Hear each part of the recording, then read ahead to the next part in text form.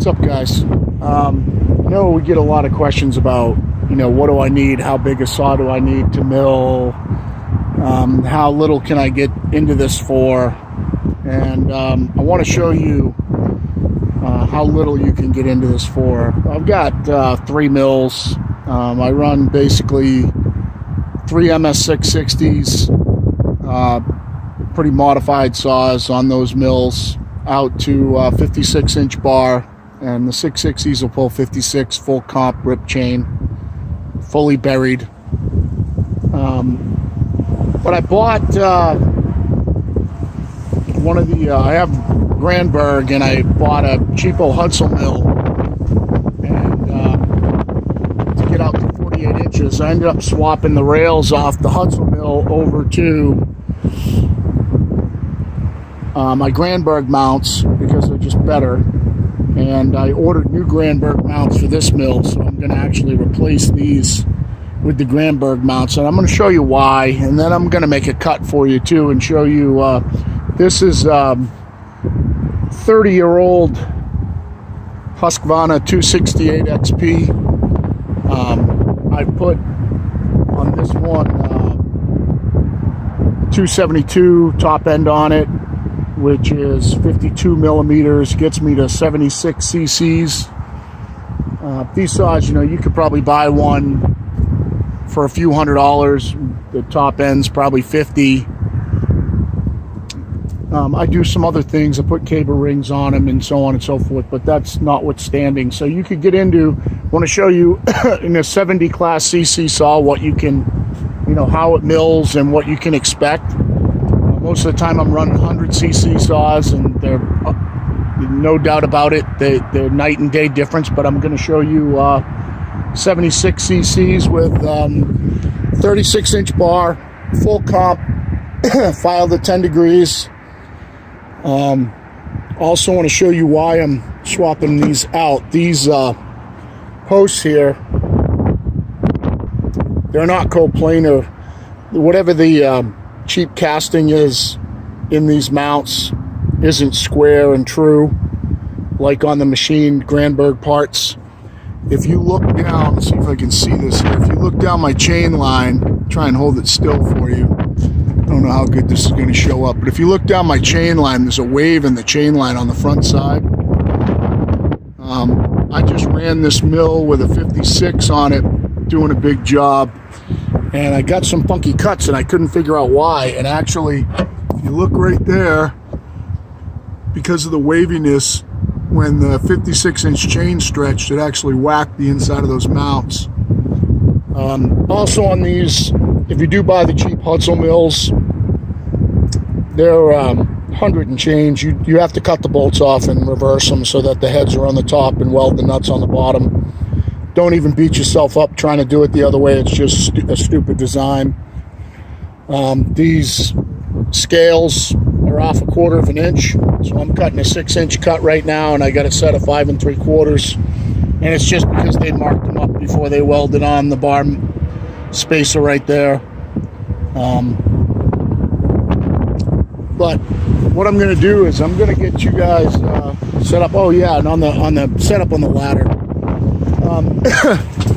So I use a couple of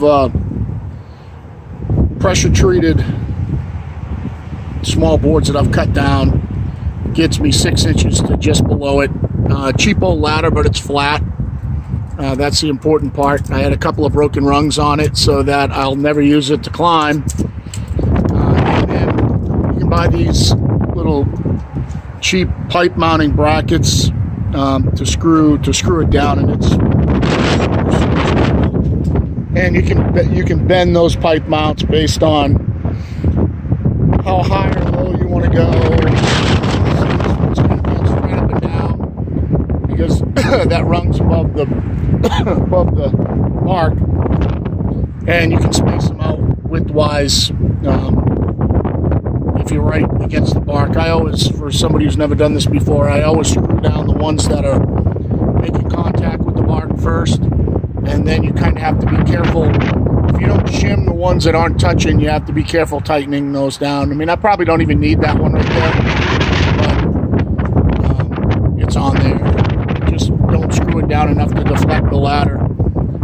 I do apologize if there's a lot of wind noise here. But yeah, just one of those little PT boards at each end. I screw them in. I tried them with regular screws, but you need to get the Torx head screws. 3 inches long is perfect. Done it in every kind of wood. But I'm going to get you guys set up and fire up that saw and make a cut so that you can see what a 70cc class saw will do on, this is about 12 feet long, pitch pine, which surprisingly, I mean, I've milled oak, maple, locust, everything. Surprisingly, pitch pine, it's not a piece of cake to mill. I find that silver maple mills easier than pitch pine does. Yeah, 36-inch full comp. Obviously, it's not going to be buried. This isn't a huge log. You can make your own decisions, but most of you that are just getting into this aren't going to be milling huge stuff anyway. You want to know how cheap you can get into it. I'm going to tell you this. Spend the money on the Granberg mill. Those Chinese mills now are a piece of junk. And I can't say enough about the Granberg and how solid and stable they are. But I'm going to do it with this because most of you want to know, how cheap you can get into it. Let's just say the mill's $120, $130 for a 48. You can get a 36 for around $100. It's free shipping from Huztl. 70cc class saw. I mean, they're a dime a dozen. You can pick one up and build it yourself, or you can go out and buy one. Even if you want to get into an Echo saw, I'm not sure their model numbers, but something around 70 or 80 cc's in an Echo saw, probably run you up in that $700 range, something like that. Or you can build one yourself and build one for $300. You could buy a saw from Huztl shipped to you for $280 and one of those 372 clones, or you can buy the fully built 660 ship free for that $350 range too. Now those are only 92 cc's, but still, I don't know. I mean, I mill as part of my business, so not to say I just mill for a living. I'm a woodworker, but now all of a sudden everybody in my area has found out that I mill, so I do it a lot. If you're going to do it a lot, you're going to want the bigger saws, and you're going to want to learn how to build saws yourself. So we're going to give this a run here. Hopefully this thing won't blow over. It's blowing like hell. What I'm doing here is we're milling beams, as you can see over there, pretty much 8x8, and if I can't get 8x8, I'll mill it at 6x8 or something like that, but I'll try to get you set up. I get a little mount for this camera here. Hopefully it doesn't blow over.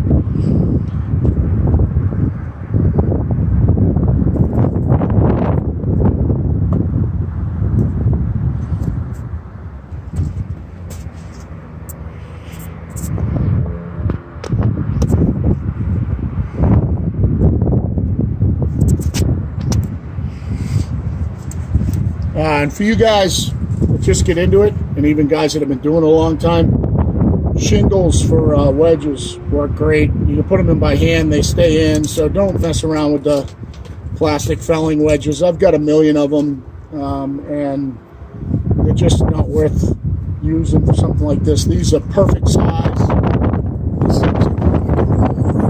and they stay put when you put them in. You can put them in by hand. All right, that looks pretty good. You can see the whole log. So I'm going to go out here. See if this newfangled mount here will keep it from falling over. That looks pretty good. All right.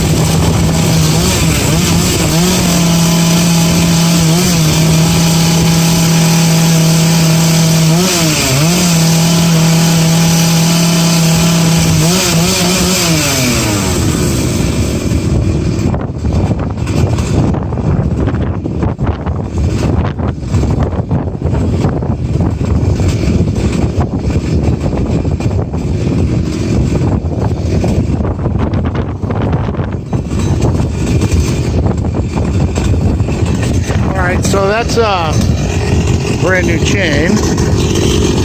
Stretch like hell. And well, you saw how long it took to get through that. Felt pretty even. I think it'll be a pretty good cut. I'll take some pictures and post them up with this post. But that's it. 70 cc's, basic Oregon bar, Huztl mill. You know, basic $500 setup probably, and 12-foot long pitch pine. But I'll post it up. Thanks. Hope you guys have a great day.